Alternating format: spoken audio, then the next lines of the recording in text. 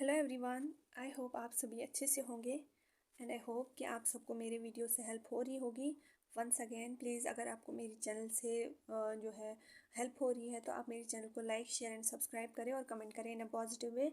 और आपको कहीं भी कंफ्यूजन है आप वो कमेंट्स में बता सकते हैं, मैं रिप्लाई करने की कोशिश करूँगी। और फिर से मैं बताना चाहती हूँ, आप सारे कमेंट्स में मेंशन करते हैं नोट्स के बारे में या पीडीएफ के बारे में, तो मैं बताना चाहती हूँ मैं ये चैनल सिंगली हैंडल करती हूँ तो मेरे लिए थोड़ा टफ हो जाता है। लेकिन जैसे ही मैं वीडियोस की पीडीएफ अपलोड करना स्टार्ट करूँगी, मैं उस टाइम कम्युनिटी जो पोस्ट है वहाँ पे जो है पोस्ट अपलोड करूँगी। तो चलिए यहाँ पे हम देखते हैं टीचिंग एंड ज्योग्राफी का second topic, third topic first unit का, जो उसका नाम है nature and scope of geography. उस पर ऑलरेडी मैंने वीडियो अपलोड किया है, मीनिंग एंड नेचर वगैरह जो ज्योग्राफी का फर्स्ट यूनिट, उस पर भी वीडियो अपलोड किया। और correlation of geography with other social sciences, उस पर भी वीडियो अपलोड किया है। तो यहाँ पे आज हम देखते हैं उसका टीचिंग ऑफ ज्योग्राफी का दूसरा टॉपिक, जो कोर्स बीएड का टॉपिक है, that is importance of geography in day to day life. और हमें उसमें देखना है role of geography in international understanding. तो पहले हम one by one point wise देखेंगे। मैंने बोला था कि मैं आपकी बुक से पढ़ाऊंगी, लेकिन जब मैंने बुक और वो 7 डे सीरीज़ वाला देखा तो उस पर उतना ऐसे है नहीं, तो फिर मैंने अपनी नोट्स बनाए आपकी आसानी के लिए। तो चलिए स्टार्ट करते हैं कि इम्पॉर्टेंस, अगर हम यहाँ देखिए इम्पॉर्टेंस का मतलब कि अहमियत क्या है ज्योग्राफी की हमारी रोज़मर्रा की ज़िंदगी में। First is location and navigation. अगर हमें कहीं पे भी जाना होता है, जैसे हमें लोकेशन पता नहीं होता कि ये जगह, जैसे मानो यहाँ से कश्मीर से हमें जम्मू जाना है, जम्मू से कश्मीर आना है किसी पर्टिकुलर जगह पे, तो हमें पता नहीं होता है। आजकल हम with the help of GPS वगैरह वो किससे जो है वो किस कंसेप्ट में ज़्यादा वो टॉपिक इंक्लूड है, वो ज्योग्राफी में है। ठीक है, ज्योग्राफी की मदद से हम अपना जगह या रास्ता ढूंढ सकते हैं। ठीक है, जैसे हम अपने फ़ोन में मैप्स का यूज़ करके कहीं भी पहुंच सकते हैं, ये जियोग्राफी का हिस्सा है। ठीक, वेदर अवेयरनेस, हमें जियोग्राफी से मौसम के बारे में पता चलता है। इससे हम अपने दिन की प्लानिंग कर सकते हैं। जैसे अगर बारिश का चांस हो तो हम चाहते हैं कि हम छाता लेके जाए, ठीक है, या ठंड हो तो गर्म कपड़े पहन के ले मतलब जाए। अगर हमें किसी भी, जैसे फॉर एग्जांपल पिकनिक स्पॉट पे जाना है कहीं, तो जब हमें वहाँ के वेदर के बारे में पहले प्रिडिक्ट होता है तो हम उसी हिसाब से प्रिपेयर करके जाते हैं। Next is resource management. ठीक है, हर जगह पर अलग अलग जो रिसोर्सेज होते हैं, जैसे पानी, जंगल या मिट्टी, मीन्स वाटर, फॉरेस्ट और सॉइल होते हैं। ज्योग्राफी हमें सिखाती है कि इनका सही तरीका या इनका सही तरीके से इस्तेमाल कैसे करें ताकि ये हमेशा बने रहे।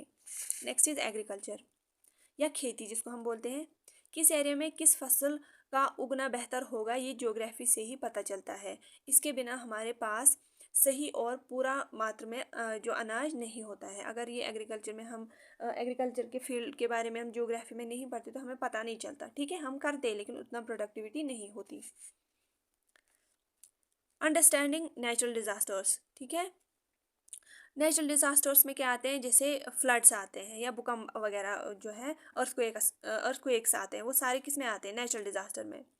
तो जब ये आते हैं तो ज्योग्राफी से हम समझ पाते हैं, जिससे हम तैयार रह सकते हैं और नुकसान कम हो सकता है। जैसे जब हम इन नेचुरल डिजास्टर्स के बारे में पढ़ते हैं, ज्योग्राफी हम जिसकी भी होगी ग्रेजुएशन में या पोस्ट ग्रेजुएशन में, तो वहाँ पे आप पढ़ते हो फ्लड्स के बारे में, नेचुरल डिजास्टर में, और फ्लड से आप कैसे बच सकते हो, क्या ऐसे स्टेप्स ले सकते हैं हम। तो वो जब हम पढ़ते हैं तो हमें समझ लगती है कि हमें कैसे खुद को बचाना है इनसे। ठीक है, कल्चरल कनेक्शन मतलब संस्कृत और परिचय।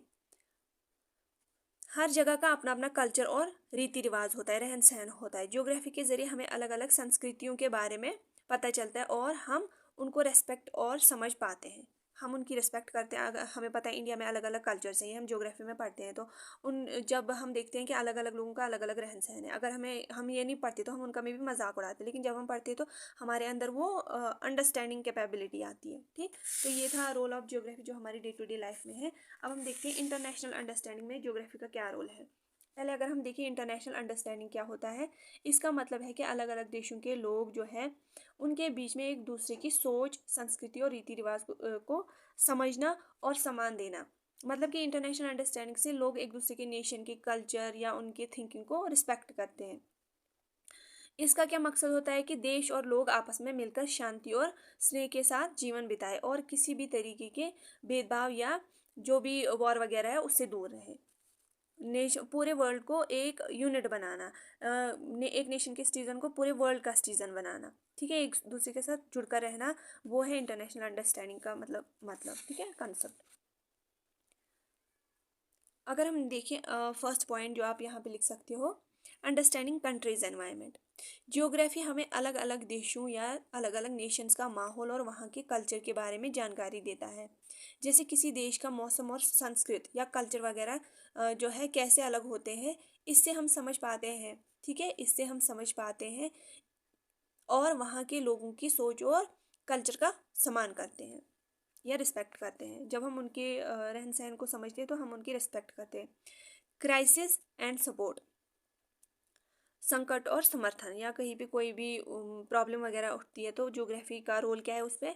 ज्योग्राफी से हमें ये भी पता चलता है कि किन देशों में कौन से जो मतलब कोई क्राइस है, जैसे जापान में जो है अर्थक्वेक, या बांग्लादेश में बारिश आने वाले फ्लड्स आते हैं। जब हम ये समझते हैं तो हम ऐसे देशों के साथ जो है दुख सुख में साथ देते हैं या उनकी ज़रूरत पड़ने पे मदद करते हैं, ठीक है। ये क्या कर रहे हैं, हम इंटरनेशनली एक दूसरे को सपोर्ट करते हैं। अगर किसी कंट्री में कोई प्रॉब्लम है, जैसे जापान में जो अर्थक्वेक्स वगैरह ज़्यादा आते हैं और बांग्लादेश में बारिशों की वजह से बाढ़ ज़्यादा आती है, तो हम क्या करते हैं, डिफरेंट नेशन उनकी हेल्प करते हैं, उनको सपोर्ट भेजते हैं, ठीक।